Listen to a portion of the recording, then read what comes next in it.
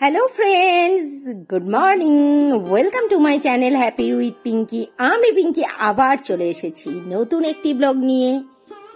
তোমরা সবাই নিশ্চয়ই খুব ভালো আছো, আর আমি খুব একটা ভালো নেই গো। যা প্রচন্ড গরম পড়েছে, এই গরমে মানুষের ভালো থাকা অসম্ভব ব্যাপার হয়ে দাঁড়িয়েছে। আর আজই প্রথম যে বন্ধুরা আমার ভিডিওটি দেখছো, প্লিজ সাবস্ক্রাইব করে নিও। আর আমার Instagram ID Pinky Saha 703, please আমাকে ইনস্টাতে ফলো করো। অ্যাবাউট আর ডেসক্রিপশনে আমার ইনস্টা লিংক পেয়ে যাবে। তোমাদের দাদা ভাই চলে গেছে অফিসে, প্রতিষ্ঠা স্কুলে যাবে, ও গেছে এখন পড়তে। আর ছেলে ও কলেজে যাবে। তড়িঘড়ি সকালের কাজগুলো তাড়াতাড়ি সব সেরে নিচ্ছি। দেখো না কতগুলো জামা কাপড় রয়েছে, এগুলো দিয়ে দিচ্ছি মেশিনে কাচার জন্য। তোমাদের প্রতিষ্ঠা রানীর জন্য ভাত মাখছি। উনি শুধু ঘি আর আলু সেদ্ধ দিয়ে ভাত খেয়ে যাবেন, আর কিছু। এই গরমে একটুখানি এক্সট্রা কেয়ারের খুব দরকার আছে। যেমন এই যে বাচ্চারা যখন স্কুল যায়, তখন আমি চেষ্টা করি ওদেরকে এক গ্লাস তো না, অল্প করে একটু গ্লুকন-ডি দিয়ে দেওয়ার, আর এক বোতল জলটা ফ্রিজেই রাখি, একটু বেশি টাইম ঠান্ডা থাকবে। ছেলের কলেজে তো কুলার আছে, মানে ওয়াটার কুলার, কিন্তু প্রতিষ্ঠা স্কুলে তো আর ওয়াটার কুলার নেই। এই জন্য জলটা আমি ফ্রিজে রেখে ঠান্ডা করেই দিই। প্রতিষ্ঠাকে স্কুলে পাঠিয়ে বসিয়ে দিয়েছে রান্না। যা গরম পড়েছে, রান্নাঘরে একদমই বেশি সময় কাটানো যাবে না। একদম শর্টকাট রান্না হচ্ছে, আর শর্টকাট রান্নার মধ্যে আমার মনে হয় সব থেকে শর্টকাট ডিম। আজ রান্না করে নিচ্ছি ডিমের ঝোল। আর ফ্রিজে পড়েছিল প্রচুর পটল। অসীমার গ্রামের বাড়ি, মানে ওর যে দেশের বাড়ি সেটা হচ্ছে গ্রামে, ওখান থেকে ও এক গাদা পটল এনেছে আর দিয়েও গেছে। পটলগুলো ঘরে পড়ে নষ্ট হচ্ছিল, তার জন্য আজকে কুচিয়ে একদম কেটে পেঁয়াজ দিয়ে একটা ভাজা করে নিচ্ছি। সর্ষের তেলটা গরম করে এতে ডিমগুলোকে ভালো করে ভেজে নিচ্ছি। আমি না ডিমে লবণ হলুদ মেখে ভাজি না, তেলের ওপরে হলুদ দিয়ে ডিমটা ভেজে নিলে ডিমের ভাজাটা খুব সুন্দর হয়। এরপরে ওই তেলের মধ্যেই ডুমো করে কেটে রাখা আলুগুলো ভেজে তুলে নিচ্ছি।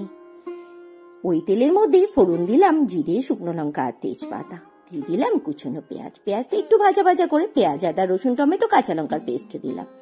তারপরে অল্প একটু জল দিয়ে জিরে, হলুদ, লঙ্কা, ধনে, স্বাদ মতো নুন দিয়ে ওই মশলাটা কষে ভেজে রাখা আলু আর ডিমগুলো দিয়ে একটু নেড়ে চেড়ে গরম মশলার গুঁড়ো দিয়ে দিলাম গরম জল, ঢাকা চাপা দিয়ে বেশ কিছুক্ষণ ফুটিয়ে নিলে রেডি হয়ে গেল আমার বেঙ্গলি স্টাইল ডিমের ঝোল। তড়িঘড়ি রান্না বান্না সেরে চলে এলাম আবার উপরের ঘরে। উপরের ঘরগুলো ভালো করে পরিষ্কার করে নিচ্ছি, ব্যালকনিটা ভালো করে ধুইয়ে নিচ্ছি। সকাল থেকে রাত সারাদিন কোনো না কোনো কর্মে ব্যস্ত, তবুও দিন অন্তে একটা কথাই শুনতে হয়, সারাদিন তুমি কি করো? সারাদিন তো বাড়িতে বসেই থাকো। তুমি আর কি করে বুঝবে বাড়ির বাইরে গিয়ে কাজ করতে কত কষ্ট হয়? ঠিকই তো গো, ঠিকই তো বলে, যারা বাড়ির বাইরে যায় তারাই তো একমাত্র কাজ করে। বাড়ির বউরা কি কোনো কাজ করে নাকি? ওরা তো সারাদিন বসে বসে খায় আর ঘুমোয়। বাজে 3:30। আর আজকে লাঞ্চে কি কি রয়েছে দেখে নাও। রয়েছে এখানে পটলের একটা তরকারি, আর কি ওই ছেচকি টাইপের করেছি। এখানে রয়েছে থোরবটি, আর রয়েছে ডিমের ঝোল আলু দিয়ে, আজকে একটু হালকা করেই করেছে ডিমের ঝোলটা। আর এখানে রয়েছে আমের চাটনি, আর রয়েছে গন্ধরাজ লেবু। মাইক্রোওভেনে ভাতটাও হয়ে গেছে গরম। নাও তাড়াতাড়ি করে লাঞ্চটা সার্ভ করি। যা গরম পড়েছে, একটু লস্যি না খেলেই নয়। প্রথমে মিক্সিং বোলের মধ্যে চিনিগুলোকে আমি আগে গুঁড়ো করে নিচ্ছি, তাহলে না লস্যিটা করার সময় খুব তাড়াতাড়ি হয়ে যায়। তারপরে এর মধ্যে টক দই দিয়ে দিচ্ছি। আমি আমলের টক দই ব্যবহার করি। আইস কিউবগুলো দিয়ে দিলাম এর মধ্যে, তারপরে দইটা দিলাম, দিয়ে অল্প জল দিয়ে ভালো করে ফেটিয়ে উপর থেকে ছড়িয়ে দেবো কি বলো তো, অল্প একটু বিট নুন। ব্যাস রেডি হয়ে যাবে শরীর জুড়ানো মন জুড়ানো লস্যি। গরমে এরকম একটা লস্যি না হলে একদমই চলে না।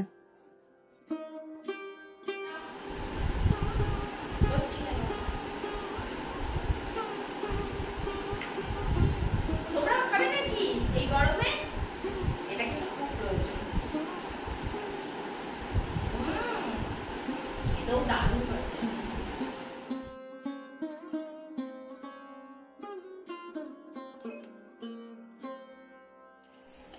প্রতিষ্ঠার আজকে আবার বায়না রুটিতে ঘি মাখিয়ে দাও। রুটিতে ঘি মাখিয়ে খেলে কিন্তু ভালোও লাগে খেতে, রুটিটা বেশ অনেকক্ষণ নরম থাকে আর খেতেও ভালো লাগে। আর এখন চলে এলাম ডিনার নিয়ে। দেখে নাও ডিনারে কি রয়েছে, সেই দুপুরের খাবারগুলোই রয়েছে। আমি, ছেলে আর মেয়ে খাবো রুটি, তোমাদের দাদাভাই খাবে ভাত। জানোই ও রাতে ভাত খায়, ভাতটা মাইক্রোওভেনে গরম হয়ে গেছে আর আমার রুটিও হয়ে গেছে। আর এখন ডিনার করবো আর আজকের ব্লগটা এখানেই শেষ করবো। আর দেখতে পাচ্ছি মাথার মধ্যে তেল দিয়েছি, আর পারছি না গো, শরীর আর দিচ্ছে না, ঠেলে ঠেলে আর চালাতে পারছি না, মাথা টাথা পুরো ঘুরছে।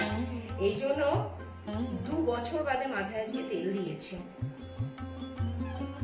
ঠেলায় না পড়লে বিড়াল গাছে ওঠে না, সেই ব্যাপার আর কি, মাথা ঘুরানোর চোটে আজকে তেল দিতে বাধ্য হয়েছি শুনে। আর আজকের ব্লগটা এখানেই শেষ করছি। সবাই খুব ভালো থেকো, সুস্থ থেকো, সাবধানে থেকো। দেখা হচ্ছে আবার আগামীকাল নতুন আর একটি ব্লগ সঙ্গে করি।